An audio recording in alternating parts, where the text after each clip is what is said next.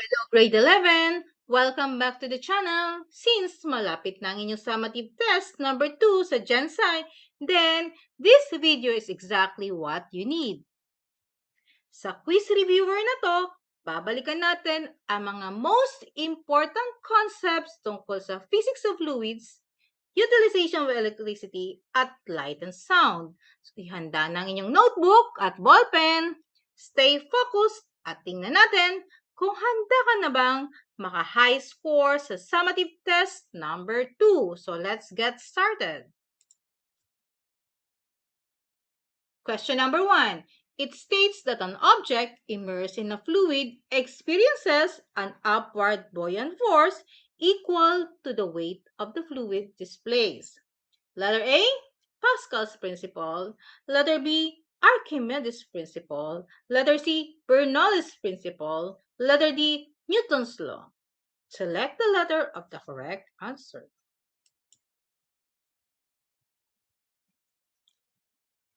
Okay, so the right answer for number 1 is letter B. Question number 2.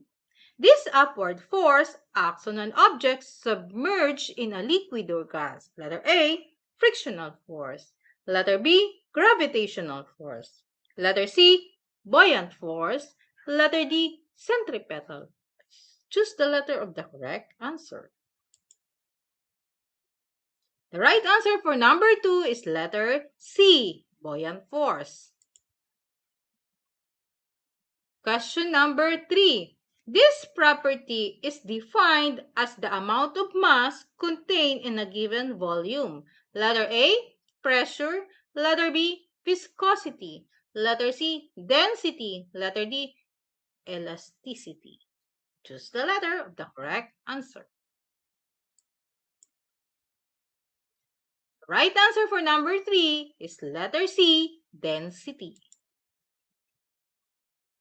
Question number 4. This device uses an enclosed liquid to multiply force and lift heavy object. Letter A, pulley. Letter B, hydraulic jack. Letter C, wheel and axle. Letter D, inclined plane.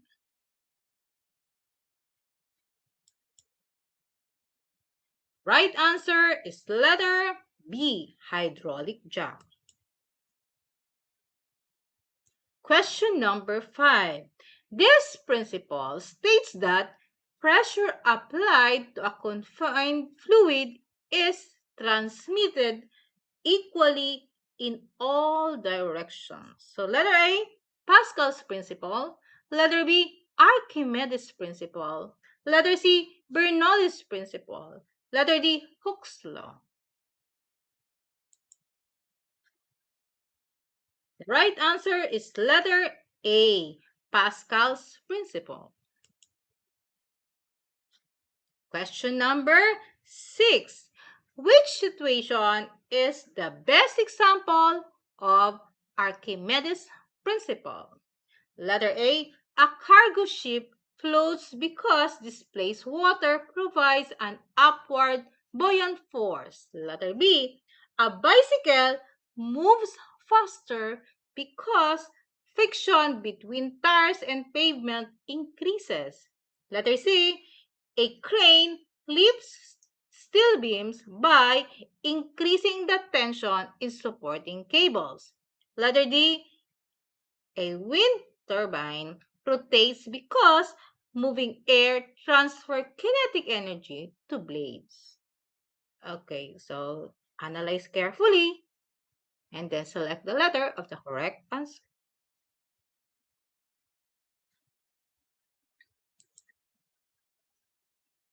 Right answer for number 6 is letter A. A cargo ship floats because displaced water provides an upward buoyant force.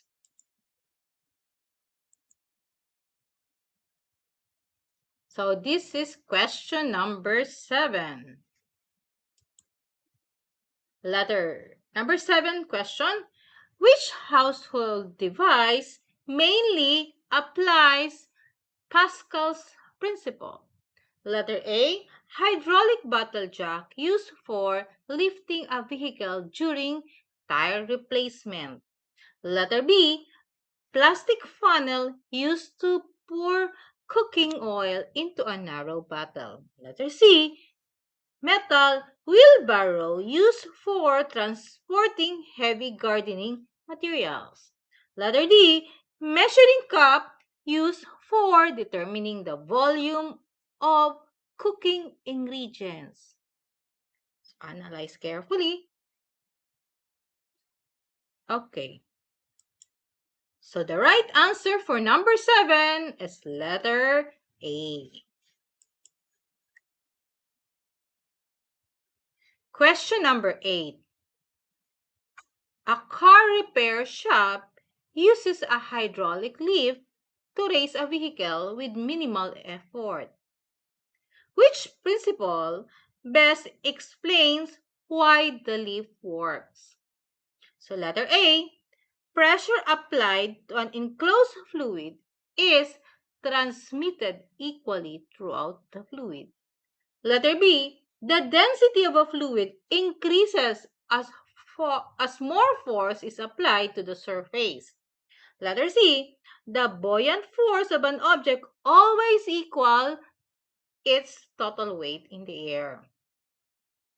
Letter D, fluids moving faster always produce greater pressure on surrounding walls. Okay, analyze carefully, then select the letter of the correct answer. So the right answer for number 8 is letter A.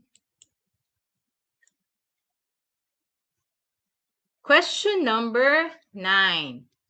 A student builds 3 clay boats with different shape but equal masses. What is the main purpose of this investigation? So letter A, determine how shape affects an object's ability to float in water. Letter B, determine how mass changes the density of the surrounding liquid. Letter C, determine how pressure changes with increasing water temperature.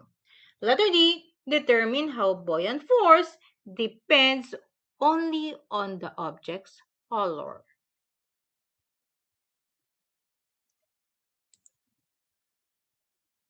The right answer for number 9 is letter A.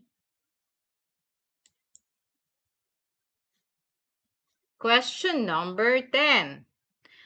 Two blocks have the same volume but different masses. Which block is more likely to sink? Letter A, the block with greater mass because it has a higher average density. Letter B, the block with smaller mass because it experiences less buoyant force. Letter C, both blocks because equal volume always causes object to sink. Letter D, neither block because buoyancy depends only on water temperature. Select the letter of the correct answer. Okay, the right answer for number 10 is letter A. Question number 11. A dentist uses a hydraulic chair to raise a patient smoothly while applying only a small force on the control pedal. Which principle best explains how the chair works? Letter A buoyant force acting on the chair equals to the weight of the displaced fluid. Letter B, pressure applied to an enclosed fluid is transmitted equally throughout the fluid. Letter C, an object floats because its density is lower than the density of the surrounding fluid. Letter D, fluids moving at a higher speed always produce lower pressure in every situation. Select the letter of the correct answer. The right answer for number 11 is letter B. Okay, question number 12. Which factor most directly determines whether an object float or sink? Letter A, comparison between the object's average density and the fluid's density. Letter B, amount of air surrounding the object before it enters the liquid. Letter C, color and texture of the material covering the object's surface. Letter D, speed at which the object is released into the liquid container. Analyze carefully.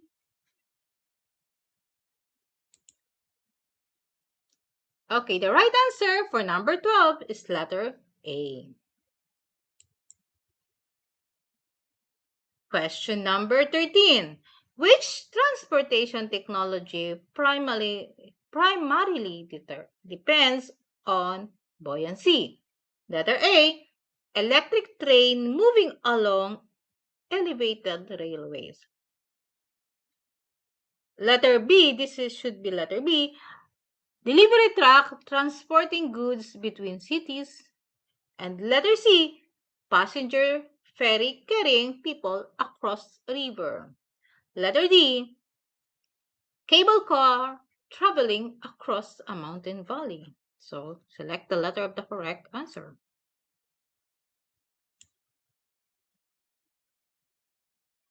The right answer for number 13 is letter C. Okay, question number 14. Which investigation would best determine the effect of volume on floating? Letter A, increase the object's volume while keeping its mass approximately constant. Letter B, increase the object's mass while keeping its volume exactly constant. Letter C, change the water temperature while keeping the object unchanged. Letter D, replace fresh water with cooking oil while keeping all objects identical.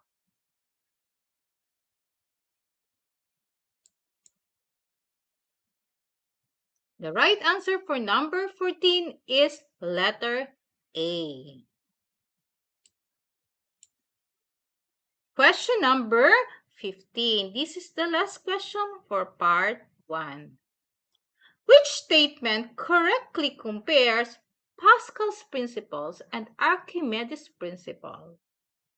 Letter A, Pascal's principle explains floating, while Archimedes' principle explains hydraulic pressure. Letter B, Pascal's principle explains pressure transmission, while Archimedes' principle explains buoyancy. Letter C, both principles explain only gases and cannot be applied to liquids. Letter D, both principles describes friction acting between solid surfaces and fluids. Choose the letter of the correct answer. Okay, the right answer for number 15 is letter B.